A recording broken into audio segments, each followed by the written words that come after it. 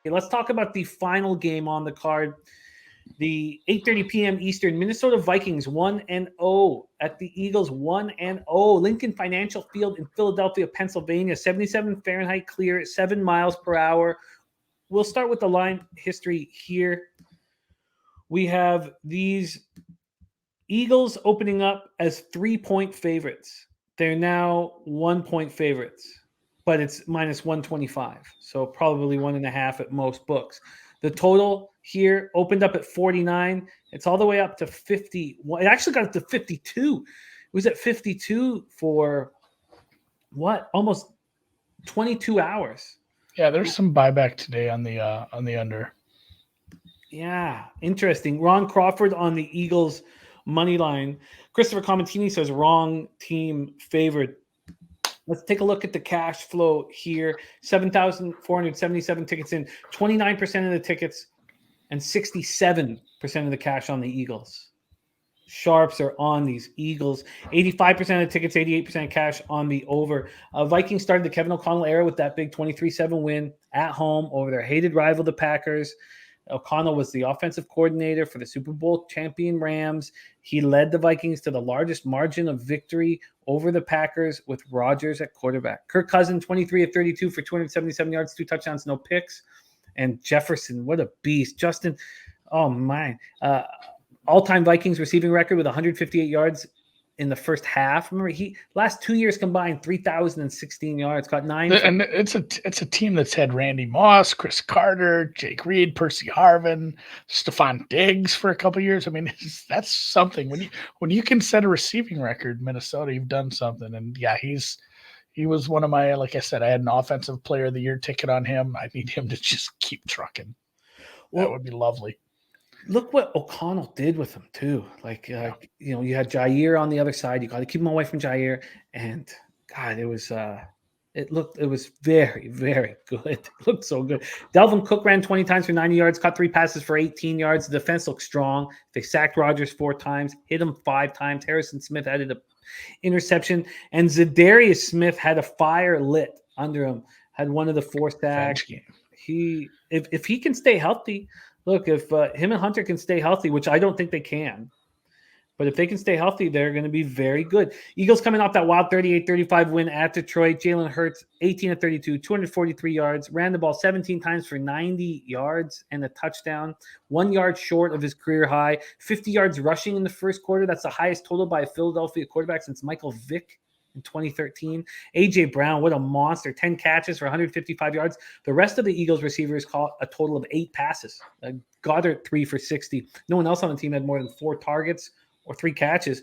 The trade and the 4-year contract at $57 million looks like good money spent at this point. Miles Sanders ran 13 times for 96 yards. Bradbury returned an interception, 27 yards. The defense did not get much of a pass rush on Goff. 1 sack, did hit him 6 times.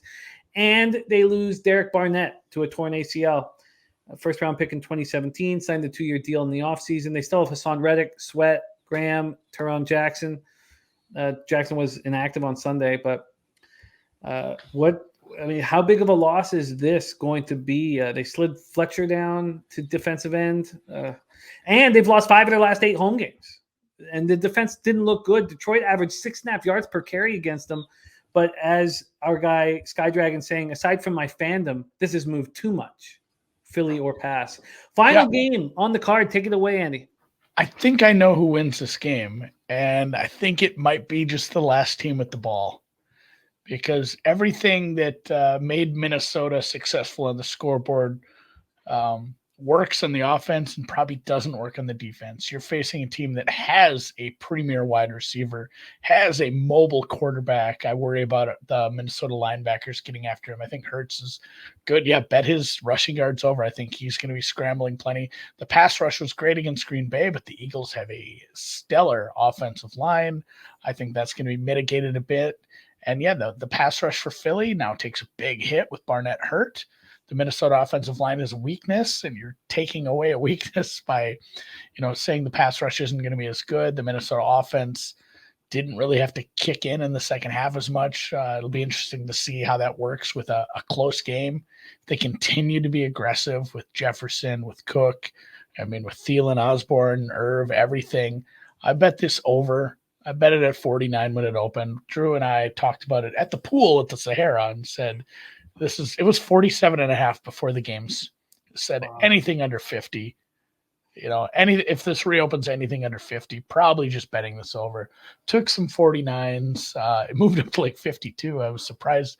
Took a swing that hard. A little bit of buyback. It's back up to 51 and a half at some places. I don't know where it closes, but yes, I like this. And also I mentioned this in the Green Bay breakdown. I don't think the Minnesota defense is that good, especially in secondary. It was just and it's odd to say this, like Jalen Hurts is going to be more successful against this defense than Hall of Famer, 2-time defending MVP Aaron Rodgers, but receivers matter. And A.J. Brown is going to be a big problem to cover.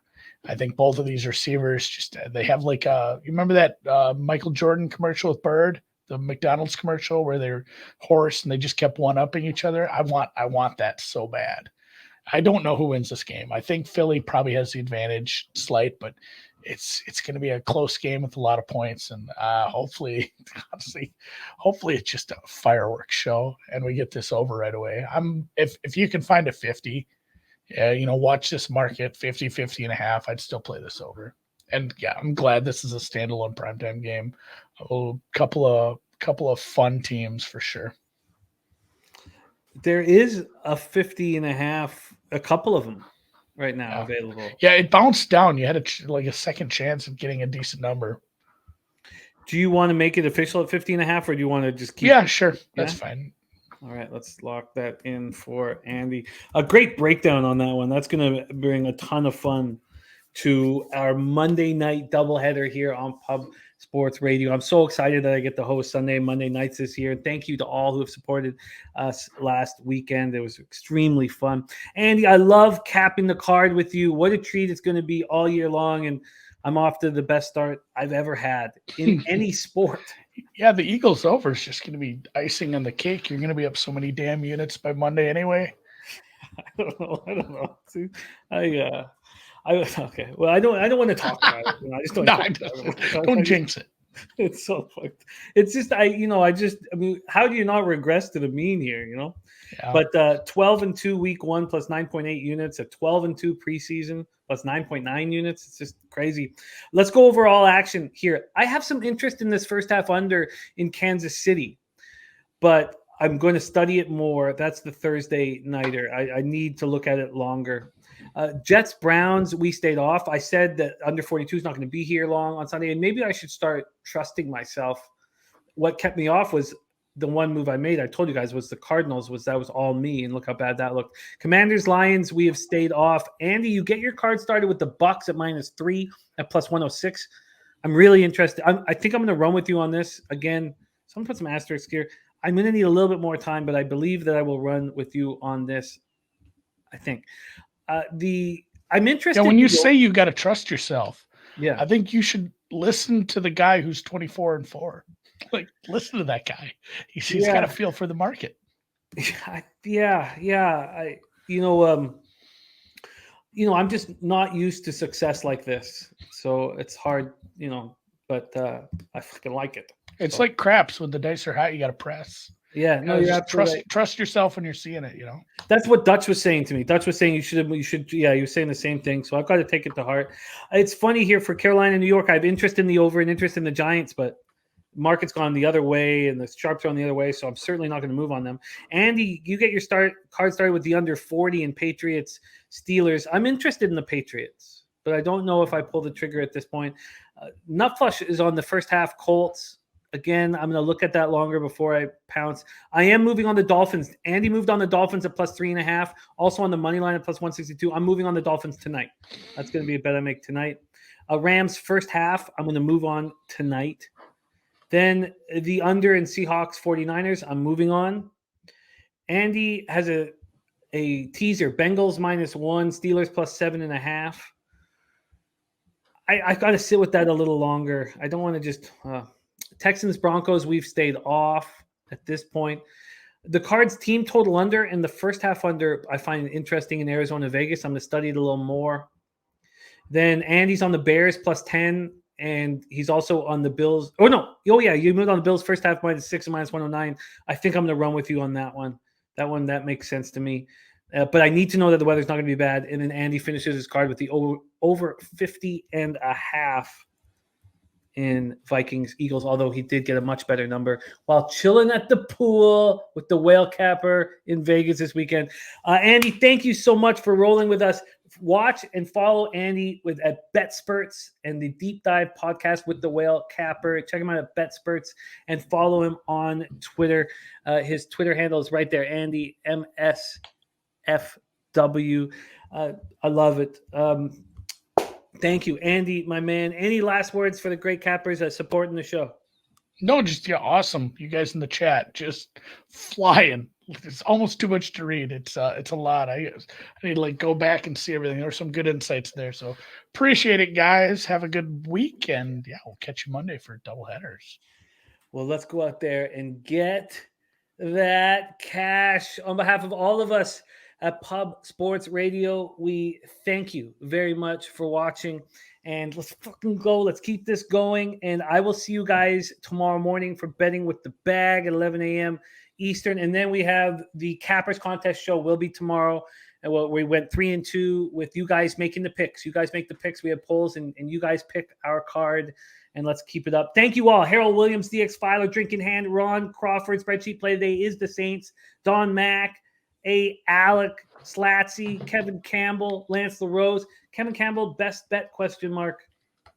That would take some time here to pull out a best bet. It's not something we've done thus far, but we could start doing that. We could start giving you a best bet. We need to put a bow on this show now, but we'll start doing that. We'll start next week. We'll give what we believe is the best bet. Is there anything that's really jumping out at you here, Andy, as a best bet? Best bet is Detroit over 46.5 on Sunday. So it moved the most, but no, I mean, really that Eagles over. I love that. Some extra rest for both teams as well. Not having to play till Monday. I think these offenses are just going to explode. So that's probably my favorite look. My favorite look, I think, here would be Rams first half. I think that's just. I just think they're going to be an angry group, and they're going to take it out on the Falcons. There's too much talent on that team not to play well against. But it might be the Dolphins. Yeah, I like that. Dolphins straight up is a look I like quite a bit too. Just that secondary isn't going to handle it. Yeah, no doubt.